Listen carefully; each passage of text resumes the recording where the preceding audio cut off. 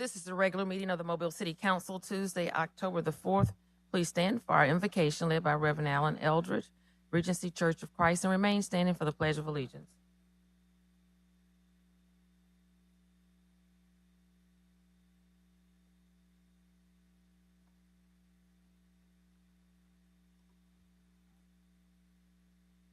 This is the day the Lord has made. Let us rejoice and be glad in it. And for the light of a new day, we thank you, our Heavenly Father. An old 13th century prayer says, Dear Lord, three things I pray: to see more clearly, to love more dearly, and to follow more nearly. Father, help us in this city council to see more clearly the challenges that lie before them and grant them wisdom and courage to meet the challenges. May our love for you and one another be genuine and sincere, and may we follow more nearly those principles of integrity, hard work, justice, and compassion. Thank you for those who lead our city, and help us all to realize the importance of every individual in the successful functioning of our city. We pray for peace in our city and in our world. Continue to watch over our servicemen and women, our police department, and our fire department. And please bring comfort to those who have lost loved ones, especially in our sister state of Florida. For yours is the kingdom and the power and the glory forever. Amen. To the flag of the United States of America, to the republic for which it stands, one nation, under God, indivisible, with liberty and justice for all.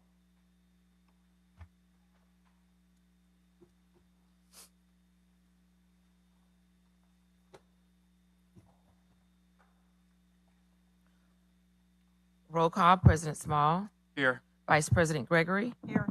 Councilmember Penn. Here. Councilmember Carroll. Here. Councilmember Reynolds. Here. Councilmember Daves. Councilmember Jones. Here.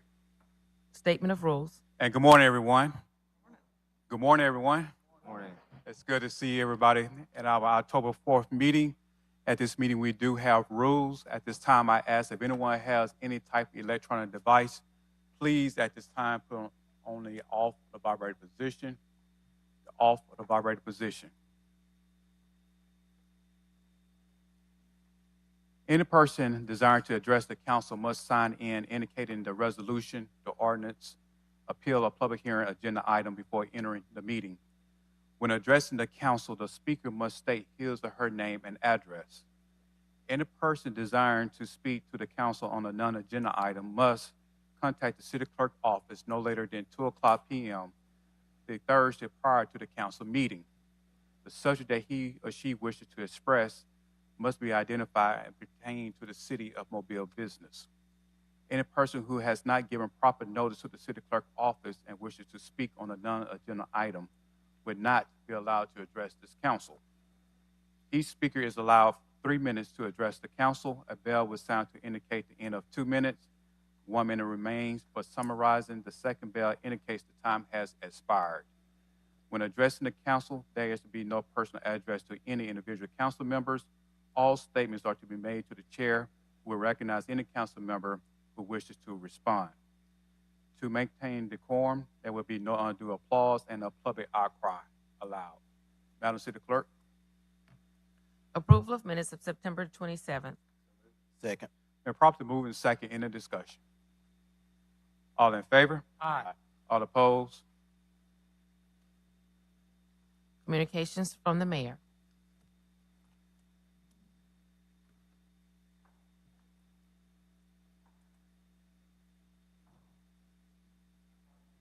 Well, good morning. Good morning. Good morning. Good to see everybody this morning. First, I'd like to have really two announcements, and then we have two proclamations, and then our third proclamation, I think, that'll be read by City Council President C.J. Small. But I would like to recognize our newest municipal judge, Chris Arledge. We don't know him very well, but Judge, we hope that you do good.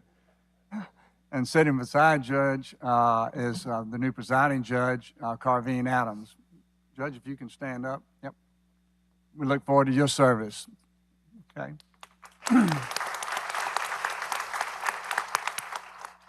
And you will notice that there are several individuals in the throughout the auditorium today that have on purple ties. That's represent the domestic violence and the things that are being done in our community to fight domestic violence. So we thankful for everything Penelope House does and that all that are involved with what you do to support your mission. So thank you all very much. So yesterday I had the opportunity to deliver to the City Council and to the media a binder that looks like this. And that binder, what's in it are 10 plans that have been done since 2006 having to do with the downtown area and the Civic Center.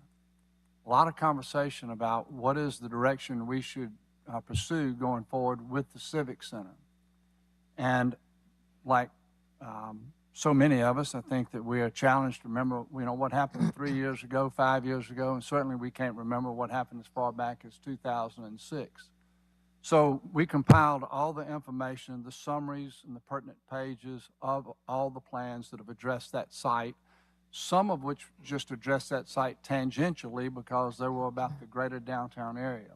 But in giving it to the City Council and giving it to the media, we're hoping that it improves, enhances the quality of the conversation about what do we really do going forward to take advantage of what is probably the prime real estate in our downtown area.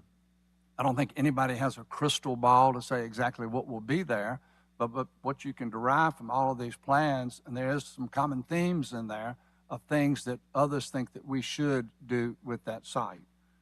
So we're hopeful that from an educational standpoint, it will help the council and the administration and the public going forward to make the right decisions. But to date, there's been $1,400,000 spent since 2006 on looking at different alternatives that are either directly on that site or tangentially associated with that site. Today, in a public meeting, there'll be opportunity for input regarding the zoning of that site. We feel like that the plan that's been put forward and approved by the Planning Commission tees up how that site could be best used. It's divided into 5 different categories of what we think is best suited to be on that site, and so that we're hopeful that those plans for the zoning will be codified by the City Council. And the belief is that that will help developers that come look at that site understand what could be there. And I'll use the example of Lafayette Street, which is on the western side of the Civic Center. Based on all the public input that's occurred over the years, I think that there's a recognition that nobody wants a high-rise hotel over on Lafayette Street right next to that residential area. And so this zoning would lay out what is the best place for a hotel, just as an example of the work that's been done so far. Anyway, we do believe that citizens, in one regard, they want to see action. They're tired of talking about what are we going to do about the Civic Center site. So the plans going forward having to do with this step regarding the zoning, then hopefully followed up by a building that will be built by the Corps of Engineers and a parking deck to to provide the parking for the Corps building and future development for that site. So we think we're headed in the right direction, but we'll continue to engage the public as we go forward. At this time, I would like to read my 2 proclamations. The first one has to do with the Conde Charlotte Museum. It's going to be celebrating its 200th birthday. Kind of hard to believe that we still have a house that's been here for 200 years. And so I'd ask Louise Rayford, Catherine Butler, Christine Warren, Laura Rutherford, and Mary Lee Montgomery to please meet me at the podium.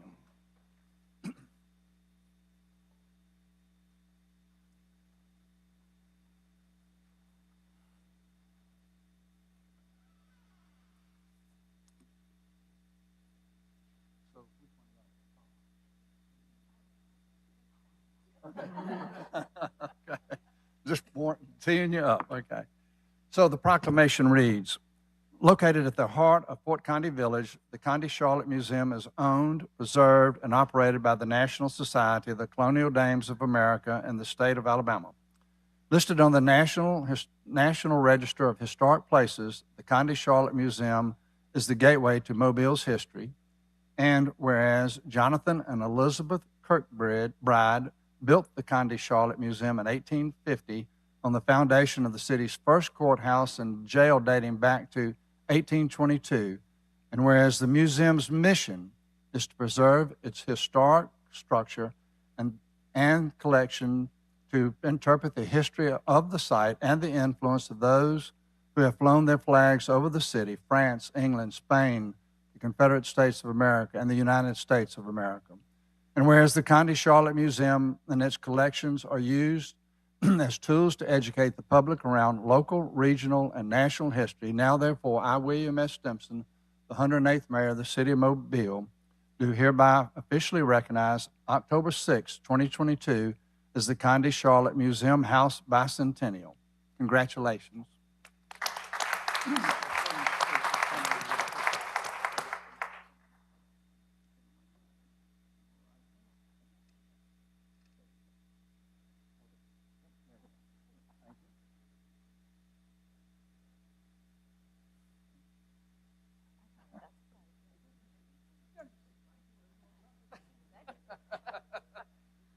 On behalf of the MSCDA for the state of Alabama, I'd like to thank the city of Mobile, especially Sandy Stimson, for this.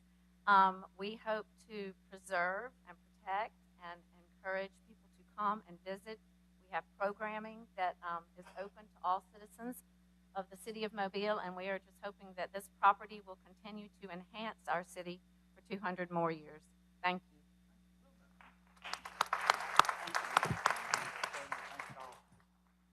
So for those of you that haven't been to the museum, there's a place that's in the floor that is representative of the first jail and the first courthouse that we believe there's any record of, no, not record of, but anything left over from those two facilities. So it's definitely worth taking the tour. So at this time, I'd like to ask Sarah Grace Barnes, Natalie Cairo, Briley Graves, and Dr. Emily McCoy to please come forward as I present the next proclamation having to do with American Pharmacists Month.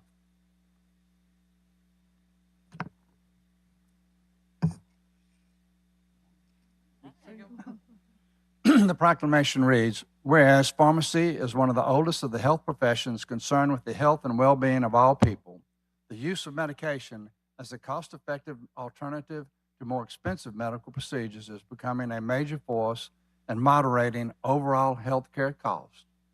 And whereas today's powerful medications require greater attention to the manner in which they are used by different patient population groups, both clinically and demographically, pharmacists are specifically educated with a focus and level of expertise on medication therapy that exceeds that of other healthcare providers.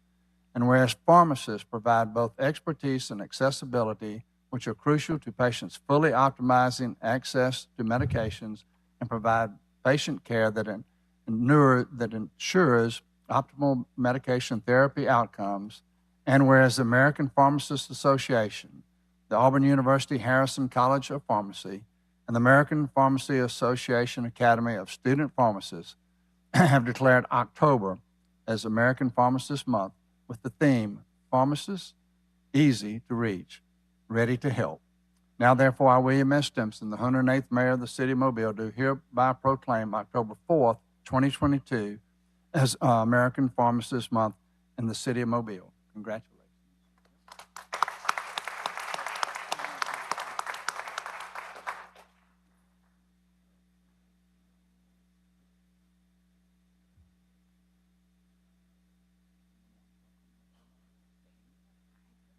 Good morning, everyone. Thank you, Mayor and Council, for having us here today. On behalf of Auburn University Harrison College of Pharmacy, we greatly appreciate your continued support of not only our program, but also the pharmacy profession as a whole. Our students are really active in the community, and we are grateful to be able to provide patient care to our community. One of the important things that are coming up soon, just to kind of put a little plug in, Our students are part of the student-run free clinic in conjunction with the University of South Alabama, several other healthcare professions. They're going to be holding a flu clinic. This student-run free clinic is at our Salvation Army on Dolphin Street for our indigent patient population. They're holding a flu clinic on October 21st and a 5K fun run on October 29th. So if anyone wants to come out and run with us, we would love to see you all there. But thank you again for your support. We appreciate it.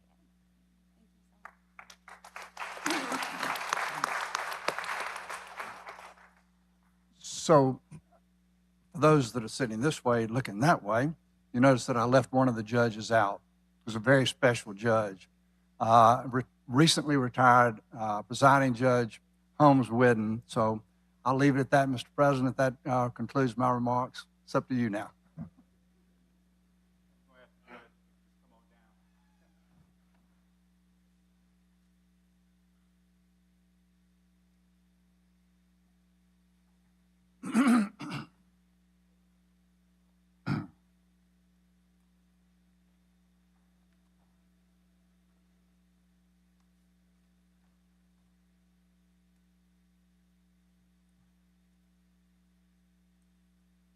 To my colleagues, to the mayor, administration, and to the audience, good morning. This is a very hard task. Back in 2012, when I was appointed to the council, I started off different initiatives because I knew that the community that I represented needed work. And one of the initiatives that I kicked off was Pick Up 3. And I invited people, different organizations, to meet up at my church, at Mount Sinai Missionary Baptist Church, one Saturday morning at 8 o'clock a.m. So it was designed to clean up 3 blocks for 3 hours, you know, different parts of the district. So I said I'm going to start off in the Downer Bay Odell community. And so that was like in the spring of 2013. And I invited the Alpha Elites and some other groups to come down. And I turn around and I see some white man in the parking lot. And I was like, who is this man? Because I'm so used to seeing Judge dressed up in a suit. And he's out there with his jeans on, his shirt, had his grabber, and in a bag, ready to clean up the community. I said, okay. So after that, it was time for our Easter egg hunt, District 3 first Easter egg hunt. And turn around, Judge there, supportive, giving. Turn back around, we had our back to school drive, Judge there again. Throughout the several months that we had cleanups, we had to pick up 3. If he did not come, he would always call and say, you know, Councilman, you know, I can't come, but I'm going to send my love, I'm going to send some support, or I just cannot come. Just like Judge, you know, can't come every month. You know, I understand you're a judge, you know, you're supposed to be behind the closed gates. When we have community meetings on District 3, and I know for the rest of the district, don't invite Judge at all. But when you look up, he's there. And he's ready to be on program. You know, many times, you know, I always brag about Judge and say to him, or say to the citizens that attend the district meeting, that one thing I like about this judge, he's touchable. Many times you look at other judges, you cannot touch them, can't even hard to talk to them unless you're in their courtroom. You got to be very respectful to them.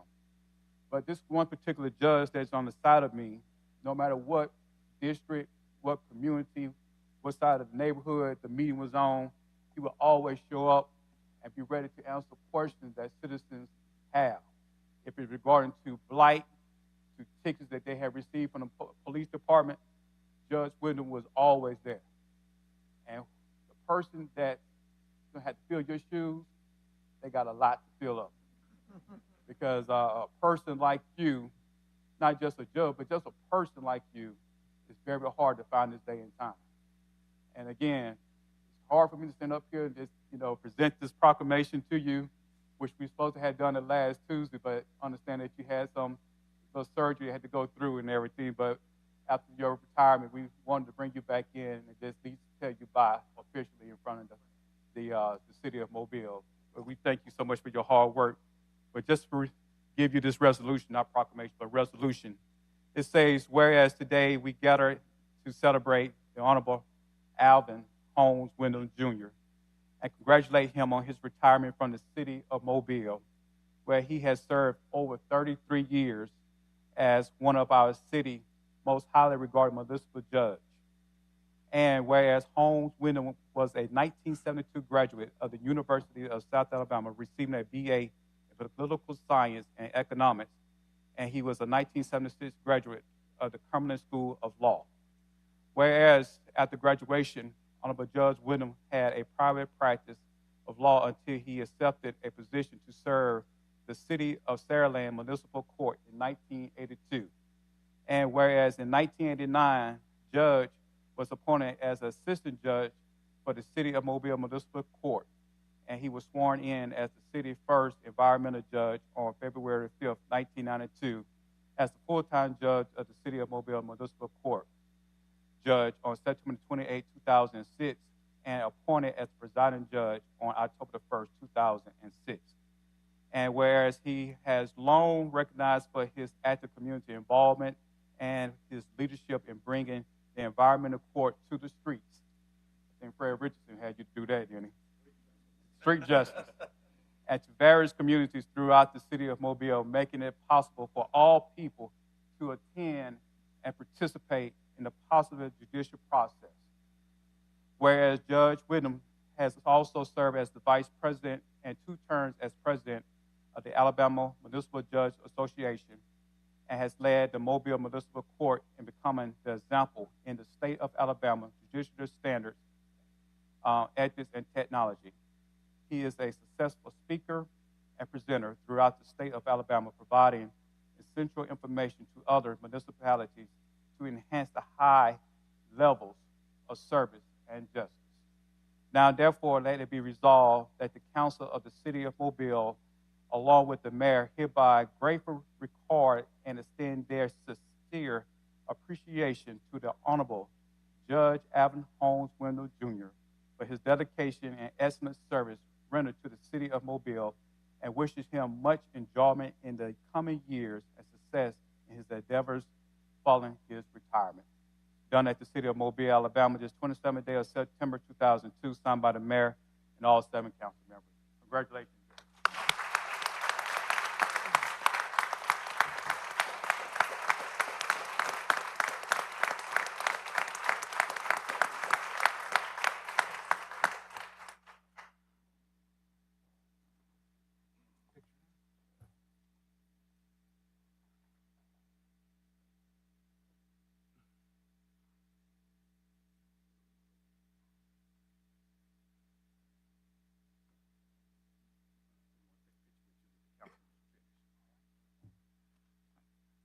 Mr. Council President, Ms. Vice President, members of the council, Councilman Scott Jones, William Carroll, Corey Penn, Ben Reynolds, Mayor Stimson, members of the executive staff, ladies and gentlemen, and those members of the court here, what an honor today is, and what an honor and privilege it has been to have been appointed by the City Council for so many consecutive years. I've had the pleasure and honor of serving through numerous councils over those many years and 3 mayors. I want to tell you the City of Mobile has always been so blessed with having great City Council members and great mayors. You know, I feel like, and I know that our Mobile Municipal Court has accomplished a lot over the last several years. And it's because of the hard work and the dedication and people coming together as a team to make things happen. In other words, the people who work there, they make their judges look great. And it gives us an opportunity to participate in justice. I want to tell each of you that thank you for your trust and your confidence and your support of me. I have truly worked hard to prove that I am worthy of that support. It means a lot to me, and God has provided these types of opportunities and these types of challenges that all of us have to rise to meet. I would like to recognize a couple of people here today. Mr. Robert Agee, everybody knows Robert Agee. He's my chief bailiff, Mr. Alabama. Always takes care of everybody who needs anything at the court.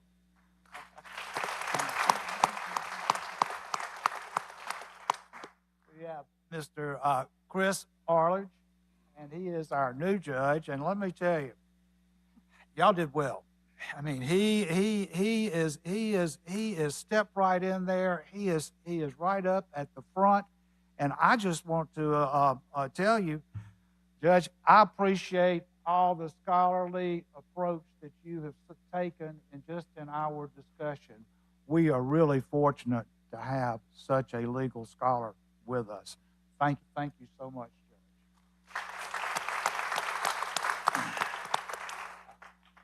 We have Judge Carveen Adams as another one of our full-time judges, and thank you so much for always supporting Judge Adams and appointing her. She's, as you know, she handles a couple of the most toughest dockets we have in the court. One being domestic violence. Also, and congratulations, Carveen, on your appointment as the presiding judge of Mobile Municipal Court. Friday afternoon, I, along with all the other judges of municipal court, had the pleasure of telling Carveen, we support you as presiding judge. We're going to be there for you. We know you'll do a good job. And congratulations, Carveen. We are there for you.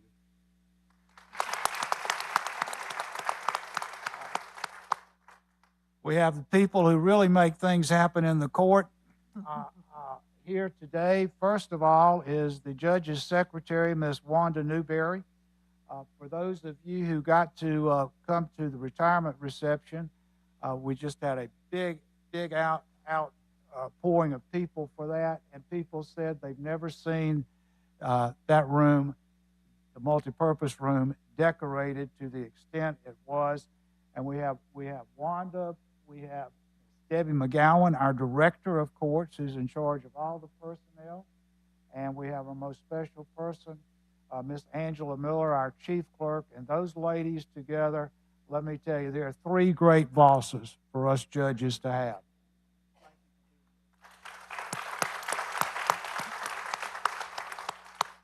There are just a couple of things I would like to leave with you in acknowledging your hard service. And most of these I see have taken place over the last 10 years, maybe even 8 years or so. But I see municipal courts and the justice system facing more and more challenges throughout. I see municipal courts on a national level and state level facing more and more challenges. Some of those have to do with clearly visible controversies involving violence, involving crime, involving racism, involving constitutional equal protection debates, and fairness in the courts. I'll leave this with each of you. I think it is very important for the public to always see that the local justice system is there with you as you go forward as their elected officials for each district. I think it is important for you to always keep in touch with what's happening in your justice system.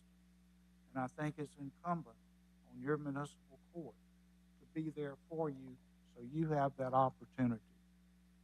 I think it helps for us to avoid the type conflicts that we see nationally when a judge is there to answer and there to participate in your community meetings. And I say to the mayor, I'll leave this with you, Mayor, thank you for your support over 8 years of a municipal court that has as its judicial philosophy deterrence of crime and rehabilitative justice. We're moving into a new forefront now. We are now in the future of Mobile. We are making the future of Mobile. It's going to be great with the municipal court. One of the best highlights, or many highlights of my career. But as I stand here today, you know, Mobile Municipal Court is the #1 top municipal court in the state of Alabama when it comes to state-of-the-art technology and the ability to render cases. For instance, do you know if we have another pandemic, COVID outbreak, national health crisis, our municipal court will not miss a beat. We can stay open, we can continue, because we now have a virtual court. And Mayor and Chief of Staff Barber, thank you for your hard work in providing that to us. Thanks the council and always being there for the municipal court and giving us the many assets that you have given. You've got some great judges, you've got some great personality, and you've got some great teamwork. Thank you for letting me be a part of that and the changes that came to my life. And thank God for the opportunity that He's given me. Thank you for the honor it has truly been my honor. I know that going forward to the legislative body, Mobile will do great. I know with the leadership of Mayor Stimson, has been with the last 8 years, and especially with that the first 100-day plan. Mayor, thank you for including the court in that. Mobile will continue to be the best city in the whole state of Alabama. You are so deserving of having the best municipal court in the state of Alabama. Thank you for the relationships. We've formed some great relationships. I'm very loyal to each of you. I want to try to always be there anytime I can. But thank you so much.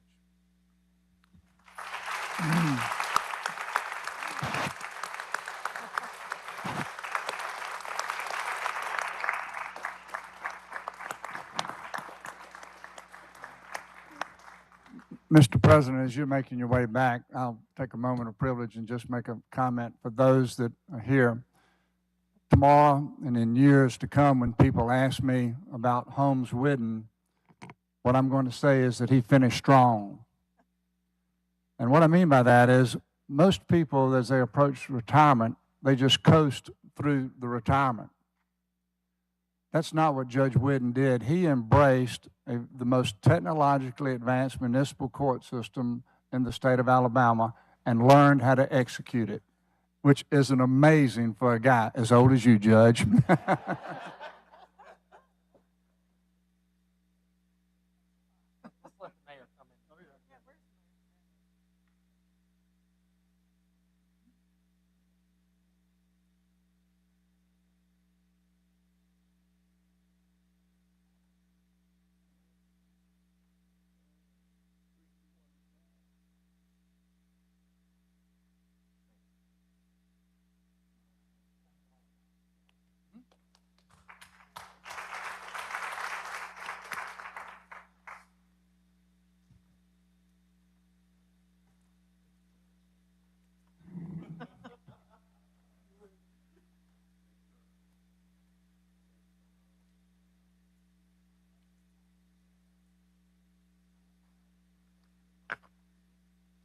Mr. President, Ms. Gregory? before we have our next proclamation, I can't let this moment go without just saying a few things about Judge Whidden. And some of this is going to be repetitive because we did have a retirement celebration for him last week and we heard some of these things. But, you know, Judge, you have always been so supportive of all of us on the council and of the community. What he talked about getting out into the community, going to our district meetings is spot on. He came to every district meeting where he could. He was there to answer questions, to present information. And I think it's important that our judges are that up close and personal, you know, with people in our community. You get to know the people who live in your city, what the issues are and what they think. And I think being able to see a judge and speak with a judge in person is extremely valuable. So thank you for doing all of that. Thank you for being a part of all of our community cleanups. And one of the things that people will remember you by, there's so much that we'll remember you for, but one of the things, and we talked about this the other day because it's funny, but it's so true, and I think it really serves the justice system well because it teaches a valuable lesson, and that is some of the things that Judge Whidden has done in order to not make somebody pay a fine when they were ticketed for something, but he taught them a lesson. And one of those was when somebody dumped out an ashtray full of cigarette butts in the middle of the street. Instead of paying a fine, Judge Whidden ordered them to go out and pick up like 2,000 cigarette butts and come to court. And to show, I mean, he had to count them. And then he also had people come bring bags of litter to court.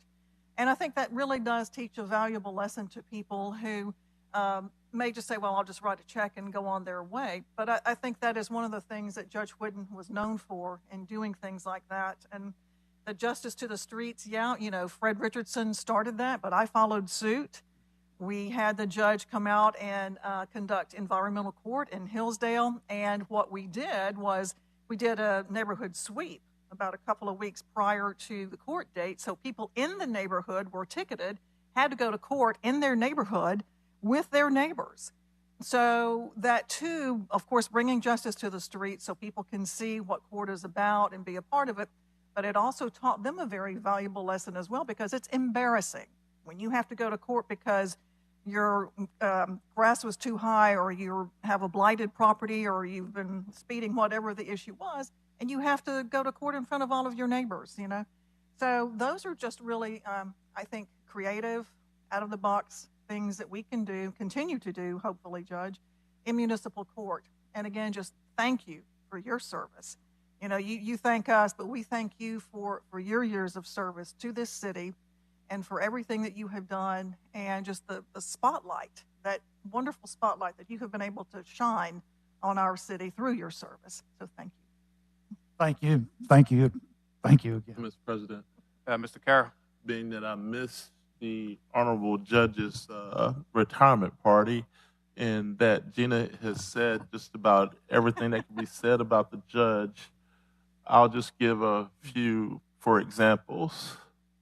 For example, a judge that has a chainsaw in the community and goes out himself and cuts trees out of the right-of-way and helps to clean up a cemetery.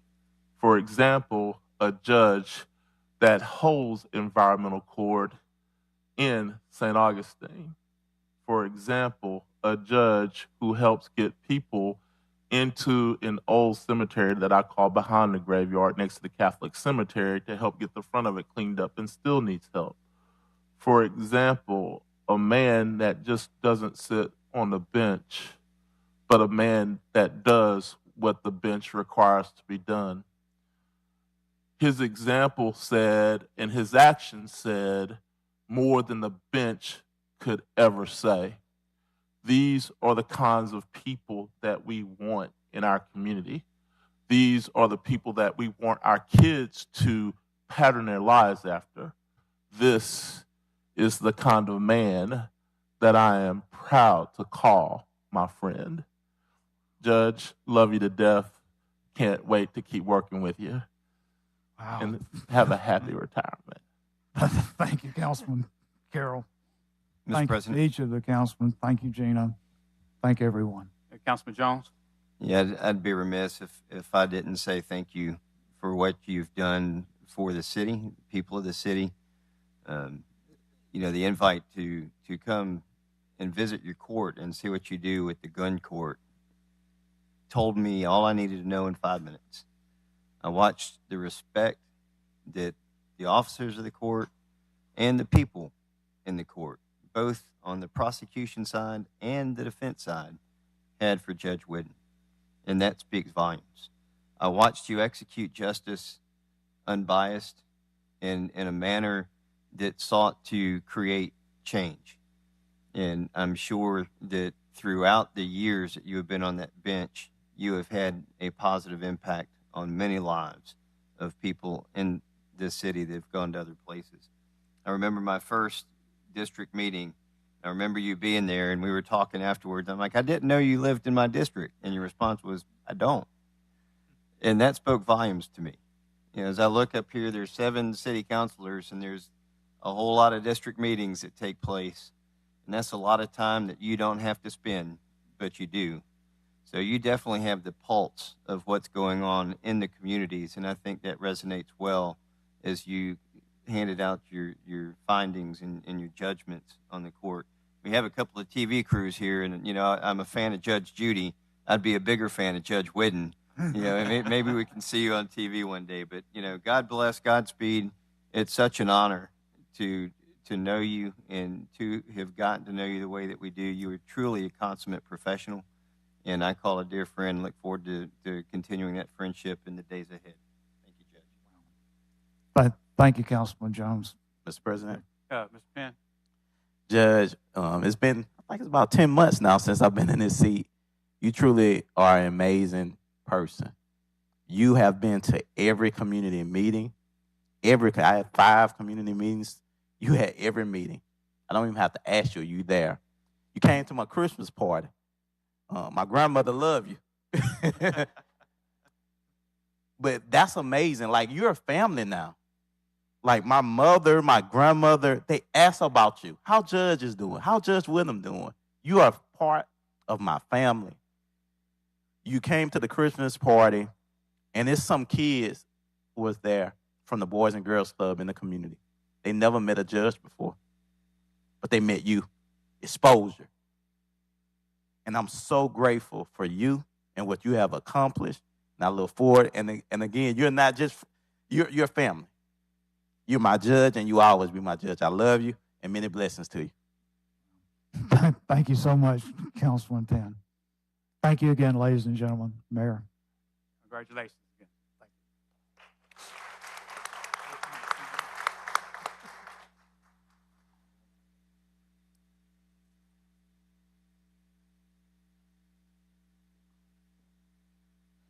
I guess before I read this proclamation, I should add some commentary. For the time I've got to know Judge Whidden, it has been an absolute pleasure. I consider him a friend, somebody who's given me good advice, somebody who kept me well informed, and I hope to be continuing to work with you and lean on you from time to time for your advice. So thank you for a great career of service and job well done. I have a proclamation here regarding Domestic Violence Awareness Month. If the representatives from Penelope House will come down.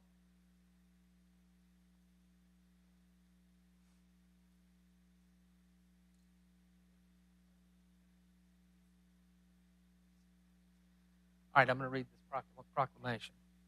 Whereas, once a secret kept in families, domestic violence is now recognized as a serious crime, one that has severe consequences for the survivors, their children, their employers, and the community. And whereas the problems of domestic violence are not confined to any group or groups of people, but cut across all economic, racial, and social barriers and are supported by societal indifferences. And whereas the impact of domestic violence is wide-ranging, directly affecting individuals and society as a whole, here in this community, through the United States and the world. And whereas Penelope House sheltered nearly 500 victims of domestic violence and their children in 2021 while maintaining COVID protocols. And whereas stopping the cycle of this vicious crime requires not only the resolve and courage of survivors, but also the support and involvement of all of us. Now, therefore, we, the members of the Mobile City Council, along with the mayor, do hereby proclaim the month of October 2022 as Domestic Violence Awareness Month in Mobile, and commend the efforts of Penelope House and urge all residents to educate themselves about domestic violence, work toward improving victim safety, and holding perpetrators of domestic abuse accountable for their actions against individual victims in our society. Congratulations.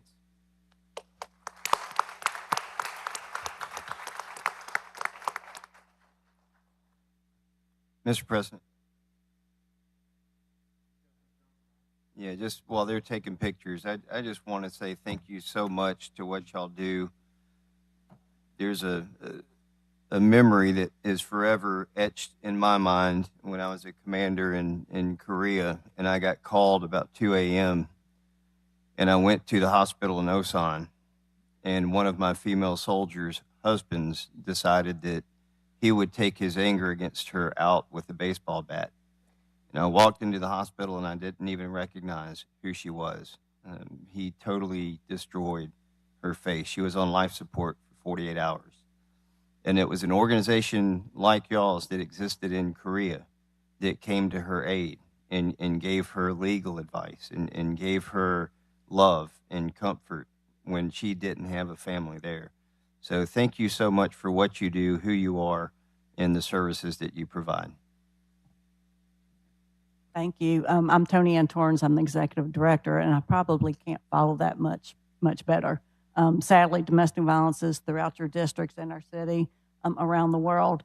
And we do what we can to support victims and assist with law enforcement and assist in the court process. But it does take a community. It does take a village. And I am so happy we're here today with Judge Whidden. So maybe it was fate that y'all did it this day, and because he has been a longtime supporter of Penelope House, and he knew me when I was young. So thank you. You trying to call him old?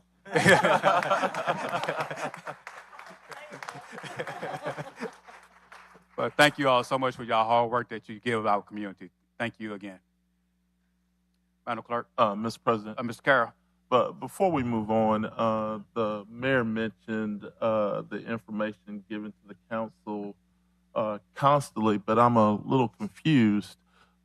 There's still a reference to a Lafayette Street that's on the west end of the Civic Center, and it continues to go over and over again, which may lead to the need of a true master plan. So at least we know what the streets are that surrounding the area down there. So I'm hoping that we can get that corrected as we go forward, because it is bound by Lawrence Street and Church Street, Canal, and Claiborne. Thank you, Mr. President. I appreciate you pointing that out, Councilman. I misspoke. Thank you for the correction. Madam Clerk. Appeals, we have requests for waiver of the noise ordinance on October the 19th. So moved. Second. Been properly moved and second in discussion. All in favor? Aye. All opposed? Appeal passes. Public hearings today is a public hearing to rezone property located at 712, 716, and 718 Dolphin Island Parkway from R3 and B3 to R3. This open up the public hearing for the particular said properties. Is there anyone that's here that would like to address the council? You may do so by coming down to the podium and stating your name and your address. Again, this is the public hearing. If not, this public hearing is closed. Presentations and petitions and other communications to the council. Women's Foundation of Alabama.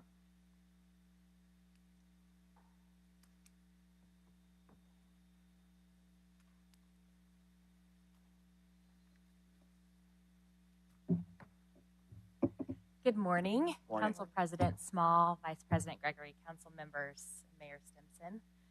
My name is Rachel Bunning. I live in Pike Road, Alabama, and I am here today on behalf of the Women's Foundation of Alabama. I serve as our Vice President, External Affairs.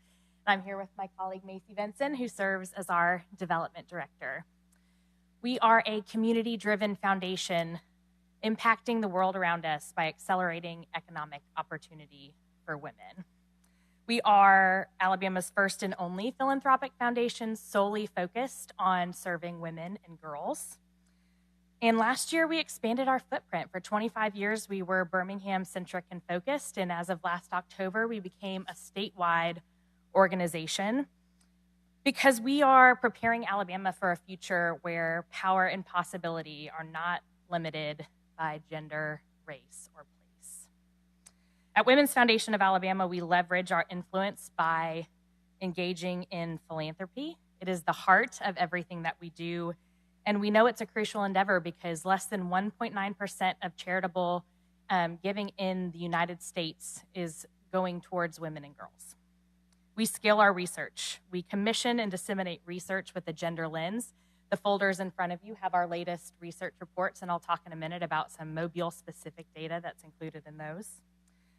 And we engage in public policy advocacy. We actually work alongside Mobile's own Adeline Clark on a lot of our public policy and issues in the State House, and we are grateful for her support of our mission. Now that we are statewide, we are partnering, listening, and leaning in to communities across the state to learn about your specific needs. We know that solutions are most often found the closer you get to the ground. Our latest research report defined the economic impact of women in Alabama. It defined the challenges and identified solutions to address them. And we discovered that women already contribute $43 billion to the state's economy. And if we could just close the gender wage gap, we could add 59,000 new jobs and add $22 billion to the state's GDP. Because we know how unique Alabama communities are, we made sure to include county-specific data in this report. For example, in Mobile, we know the total economic impact of women is $5.4 billion. We know women in Mobile make 65 cents on the dollar when compared with men, and closing this gap would have a total impact of $1.7 billion on the local economy. The labor force participation rate for females in Mobile is 52.6%, which is slightly higher than the state average. And if the labor force participation rate of women was raised to that of men, which is 61.4% in Mobile, it would add $751 million to the local economy. We know that Alabama's thriving economy of tomorrow requires removing barriers for women today. We're actually participating in the Mobile Child Care Summit later today to address one of these barriers, figure out how we can partner and work alongside the Mobile community. We look forward to continuing to listen and learning here in Mobile, partnering with you as we clear the path for women in Alabama. Thank you again for the opportunity to present. Thank you so much. Thank you. Thomas Holmes.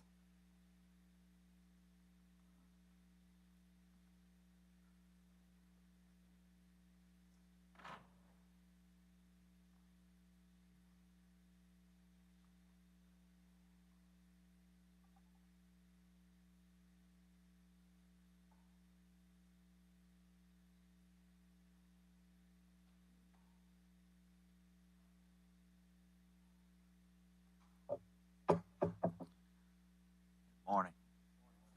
Mr. President, members of council. My name is Thomas Holmes. I'm back before you again. I reside at 2117 Charingwood Drive West in Mobile. Appreciate the opportunity to speak to you again today. I'm the board president for the ARC of Mobile County. We are a membership-based 501c3 nonprofit organization advocating for the needs of individuals with intellectual and developmental disabilities in Mobile. I'm also a former board member of the Mobile Association for Retarded Citizens, which ceased to exist in July of 2019, unbeknownst to many people in the community. I'm here today again to advocate for the 230 individuals with intellectual and developmental disabilities who lost community services in March 2020. These individuals received services from the former MARC before its merger with AltaPoint in July 2019. In March 2020, AltaPoint canceled these services for all but 77 individuals. The remaining 153 were sent home to be cared for by a parent, a sibling, or other family member until the services could be resumed. Many of these caregivers were forced to give up their employment and therefore the income to their family. AltaPoint has stated that the 153 individuals lost their services due to the COVID-19 pandemic and the changeover to new federal requirements. I have found that many community service providers in Alabama began reopening their services in the spring and summer of 2021. I understand that AltaPoint IDD Community Services for the 77 individuals were transitioned to Volunteers of America Southeast in February 2022. According to the financial statements MARC had in 2018, which is the last year I have statements, MARC received a total of $441,206 in local and state resources. One of these is the state funds from the State Education Fund. All these funds are provided to the ARCs and archetypes. Over the years, the City of Mobile has partnered with MARC to provide funds for IDD services. And I would invite you today to join with other Mobile partners and help us rebuild the former MARC. We will be presenting our plans for new community services for individuals with IDD. We are committed to being transparent and accountable for any and all public funds provided. We are committed to reporting back to this council on a regular basis the services being delivered and the number of individuals being served. Thank you for your consideration. I'll be glad to answer any questions you may have. Where did MARC's funding come from? Comes from a variety of sources. The amount I mentioned, the $441,000, is just a small part.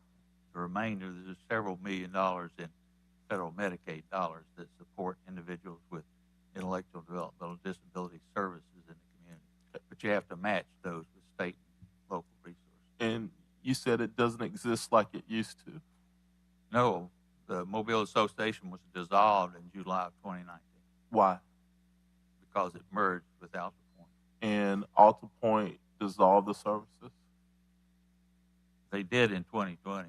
They did in 2020? Except for 77 individuals. And the reason was? Because of the pandemic and the fact that there was some federal rules that changed. Those federal rules are out there. It's called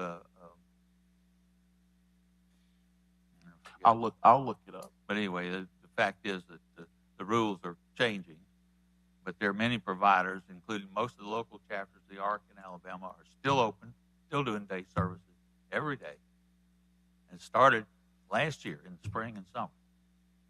So our question is why the services to our people were not restarted. But I would tell you that we are in the process of building a new organization that will build these services, and we will be coming back to you with a request to help support that.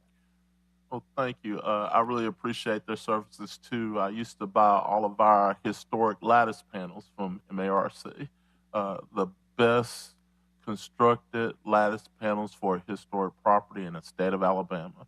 And if they were there, I would still buy them. I wondered what had happened to them, and now you just told me. What a great service they provided to the historic community of the city of Mobile.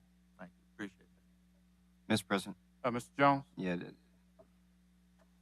Mr. Thomas, I think you're one of many that has shed a light, a much needed light, on some of the challenges we face in this region. My promise to you is we are the governing body of mental health in this region, along with the county commission. And we are going to look into all aspects from a holistic perspective to make sure that we're doing our due diligence to get after this and, address the challenges that exist. We'll do that in a very public forum, and you're more than welcome to be a part of that discussion as we move forward. Let me just say, Mr. President, if I could, that mental health services do not necessarily include people with intellectual and developmental disabilities. It used to be referred to as mental retardation. The ARCs in the state of Alabama, including MARC, advocated, we don't lobby, for the creation of the State Department of Mental Health and Mental Retardation in 1965. Prior to that time, it was part of the State Health Department. Some time ago, the department dropped the mental retardation because they could not agree to add intellectual disability, which is the current terminology. So, just for your education. But I'll be glad to respond to any questions you have. My contact information is available. Thank you. Thank you. Sylvia Reed regarding Resolution 08875 and 21878.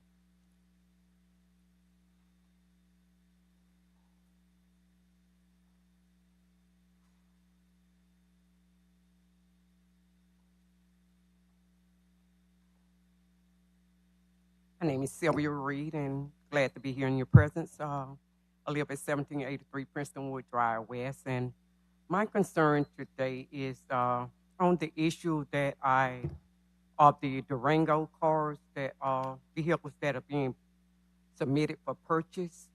And I looked at it as a large amount of money for 8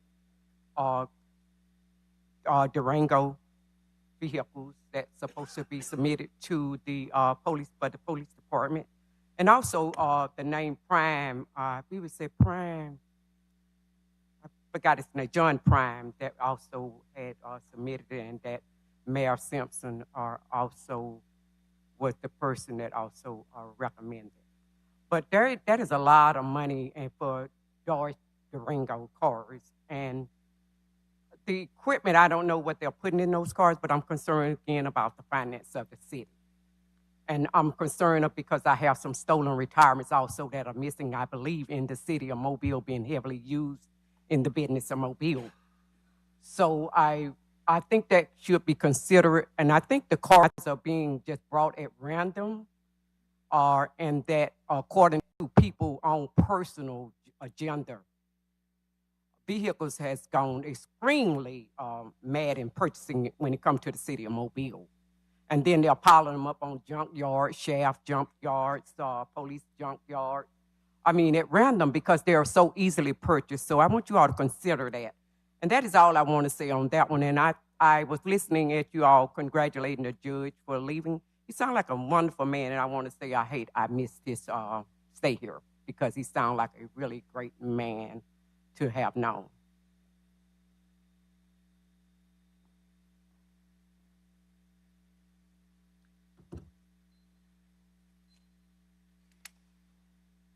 Resolutions held over.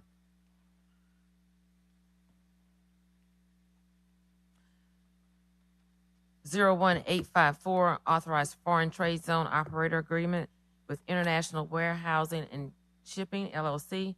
08855 approved purchase order to Gauze for body armor plates. 08856 approved purchase order to Interface Services Inc. for new carpeting. 08857 authorized purchase order to AutoNation Ford for a cargo van. 08858 authorized purchase order to Samsung Equipment for 3 side load garbage trucks. And 08859 also authorizing purchase order to Samsung Equipment for side load garbage trucks. 08860 approved purchase order to Truck Equipment Sales for bucket truck. 08861 approved purchase order to B-Fly Operations for 12 ultrasound probe devices and cloud storage. 08862 approved purchase order to Axon Enterprise for 10 virtual reality headsets and controllers. 08863 authorized purchase order to Global Industries for furniture for MPD Cyber Gulf Coast Technology Center. 08864 approved purchase order to Leo's Uniforms and Supply for MPD badges. 08865 authorized contract with Westwood Plaza LLC for lease of litter collection receptacles. So moved. Been properly moved in second. Any discussion? All in favor? Aye. All opposed? Resolution passes. Ordinances being introduced. 64046. By council rules, this ordinance will be laid over for 1 week. Consent resolutions being introduced. 37867 through 58871. Move to waive the rules for immediate consideration of these resolutions. Been properly moved in second. Any discussion? All in favor? Aye. All opposed? Rules waived. 37867, 868, and 869 are recommending approval to the ABC Board for issuance of a lounge retail liquor Class 1 license to Holiday Inn Mobile Downtown, and for issuance of a restaurant retail liquor license for Grace on Dolphin Street, and for issuance of a special events retail liquor license to Lit Cigar Lounge, Cooper Riverside Park. 58, 870, and 871 are declaring weeds noxious, Group 1634, and authorizing removal of weeds, Group 1632. So moved. Been properly moved in second. Any discussion? All in favor? Aye. All opposed? Resolution passes. Resolutions being introduced. 01872 through 6882. Move to waive the rules for immediate consideration of resolutions 03-873 and 21-880, with the rest laying over for 1 week. Been properly moved and second in discussion. I would like to talk about resolution 37-881. There was some question that came up this morning about the dog team pedicab. And Mr. Wooten, if you just come down here for a second. We're going to have to lay this over by council rules for 1 week. I think Councilman Carroll had 1 or 2 questions he might want to ask you. Just make sure it wasn't nothing off the chain, but I know you were here this morning. But Mr. Carroll, if you have any questions, you know. Mr. President. I can't. Go ahead. Oh, okay. You I'm sorry, can't. with the discussion. Right. Discussion Okay. exists amongst the council. Yeah. Yeah, okay. We had to lay this over for 1 week, okay? We'll come back to it. Okay, just stay right there. Any other discussion? Just sit down for a second. All in favor? Aye. All opposed? 03873, appoint Ellis Foster to the Mobile Housing Authority, and 21880, authorize contract for Spire LLC for marketing services. So moved. Second. Been properly moved and second in discussion. All in favor? Aye. All opposed? Call for public hearings, 41883, call for public hearing to rezone property located at 5015, 5017, 5019, 5021, 5029, 5033, 5039, 5049, 5051, 5055, 5121, 5133 Cottage Hill Road, 2113 Demetropolis Road, and 2104 Garmins Lane from R2 and B2 to B2, scheduled November the 8th. 41884, call for public hearing to consider amending section 64.3.I Downtown Development District of the current zoning ordinance, Chapter 64 of the Mobile City Code, 1991, and amend Appendix A, Downtown Development District of the Unified Development Code, Chapter 64 of the Mobile City Code, 2022, scheduled November 8th. Mr. President. Mr. Jones? So, Hold up, let's bring it to discussion first. so moved. Second. Okay, properly moved in second discussion, Mr. Jones. Yeah, November 8th is Election Day, correct? Yes. Yes. Do we want to do this hearing on Election Day? Will that have any negative impact on voter turnout? I don't know if what we do will have any negative impact on voter turnout, but however, it's been our practice in the past that we don't meet when we are in the election cycle. Haven't really done anything for statewide elections. Haven't changed it, unless there's just the will of the council to do so. Yeah, whatever the wish of the council is. But however, it seems that participation from the community may be warranted in 1 or 2 of the public hearings, whatever the wish of the council is.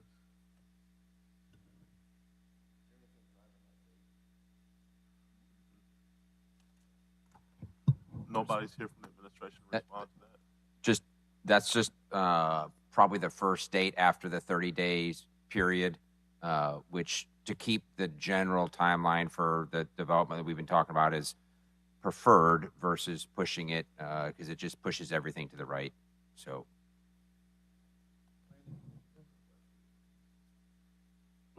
Planning Commission It's has set by the- requested It's set by the Planning Commission.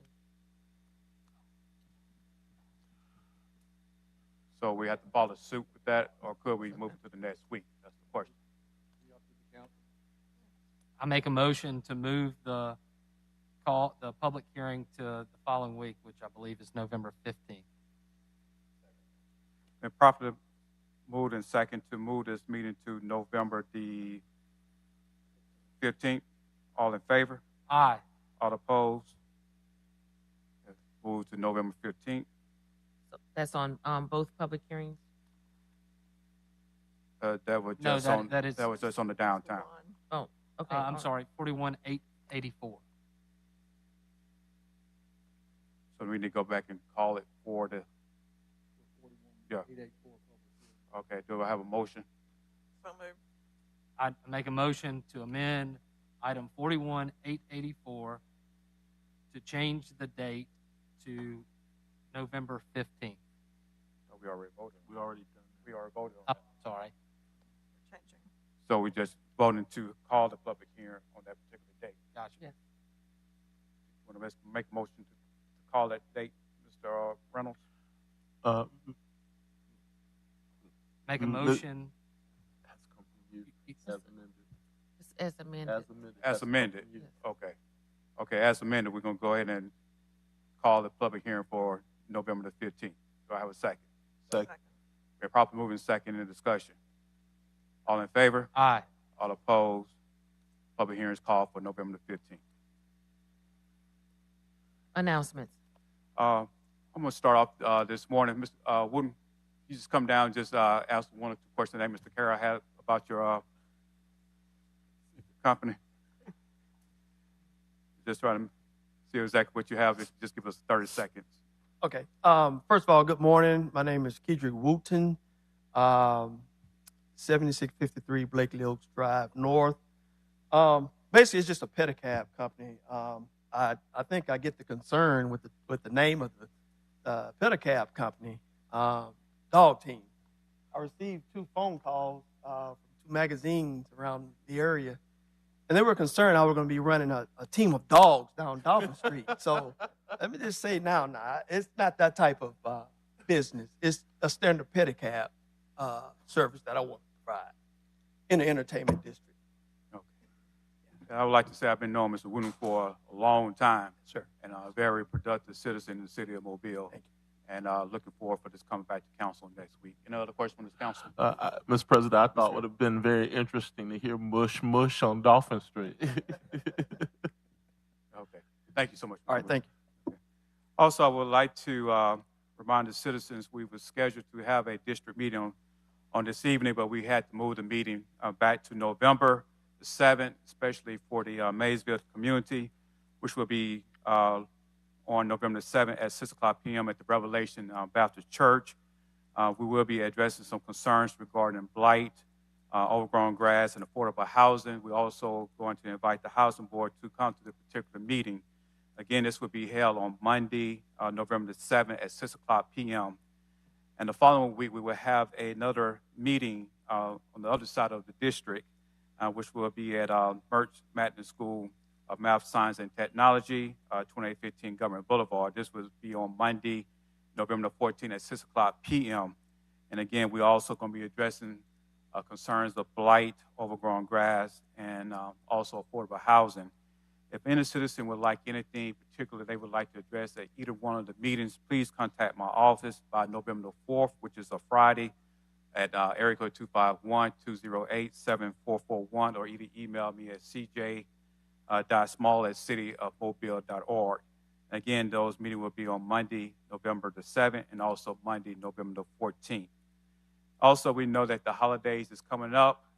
Phone been ringing all summer long about our Christmas parade. Our holiday reception will be held on Tuesday, December the 13th at 6 o'clock p.m., and will be held at the Mayoral Elementary School. We're inviting all the citizens of District 3 to come out. We also will be collecting non-perishable items for the local seniors in our community. Suggestion items will be like toothbrush, toothpaste, pajamas, house slippers, and lip balm. Again, this will be held on Tuesday, December the 13th at 6 o'clock p.m. at the Maryville Elementary School. And also the Parades of Threes will be held on Saturday, December the 17th at 2 o'clock p.m., starting at BC Green High School and will be ending at Palmer Pilgrims Middle School. Again, that will be Saturday, December the 17th at 2 o'clock p.m. And we will be making these announcements to the dates come. Okay? We're going to start with District 1, Cora Penn. Thank you, Mr. President. I would like to invite all District 1 and the City of Mobile out this Friday for a family fun night in District 1 at Figures Community Center. It will start at 5 p.m. to 7 p.m. Then the next day in District 1, we will have Kids Day at Sage Park from 10 a.m. to 2 p.m. So we're inviting everyone out in District 1 and the City of Mobile to come out, fellowship, and let's have a good time. Just like Councilman CJ Small have a parade. We have a parade too in District 1. It will be November the 26th. It will be in the Tomerville community. After that parade, we will have Pens Giving. It's going to be a great opportunity. We're going to have free food, and we're going to have a great time. So come out November the 26th to our parade in the Tomerville community, as well as Pens Giving. Thank you, Mr. President. Pens Giving. Can't wait. He always have his orange on. District 2, Councilman Carroll. Not much, Mr. President. District 1 always seems to come up with the greatest ideas. Moon pie over Mobile in a drop. Now we have Pens Giving. Today at 1 o'clock, we'll have the Administrative Services Committee meeting to talk about potential master plan and what was left out of the scope of the plan that the City of Mobile provided to the council, or the administration provided to the council, and what all should be included in their scope of work as far as the master plan goes. That starts at 1 p.m. in the conference room. Okay. District 6, Councilman Jones. Yeah, just a caution to my colleague down there, just make sure you don't drop turkeys from the sky. That didn't go so well in Cincinnati, if I remember right. I don't know if y'all paid attention to the Jags on Saturday. They had a dramatic win with a last-second field goal, and they won in a stadium that they had never won in before. They were 0-5. So great things are going on. They got homecoming in 2 weeks. Hopefully we can pack out the stadium. Thank you, Councilman Jones. District 7, Vice President Gregory. Thank you, Mr. President. I announced last week that we have scheduled my holiday meeting as well. It will be December 5th, 6 o'clock p.m. at the Mobile Museum of Art. As always, we will be providing gifts for the children at Wilmer Hall. That's always a very special thing for us. We'll be sending out information in the postcards, the types of things that they need. It's always toiletries, toys, you name it, but we will have a list to send out so that everybody will know exactly what it is that they are asking for. So just keep that in mind. Again, it will be at the Mobile Museum of Art, December 5th at 6 o'clock p.m. And I'll be sending out letters to invite members of the administration to come. We also will be having some entertainment this year. That's always very popular. The chorale or the chorus at Forest Hill Elementary School will be our entertainers. Be the first for us to have them there, and so we look forward to hearing from them. Thank you, Mr. President. Thank you. Vice President Gregory, anything from the administration? Anything else from this council? I get a motion to adjourn this meeting. And properly moving second in discussion. All in favor? All opposed?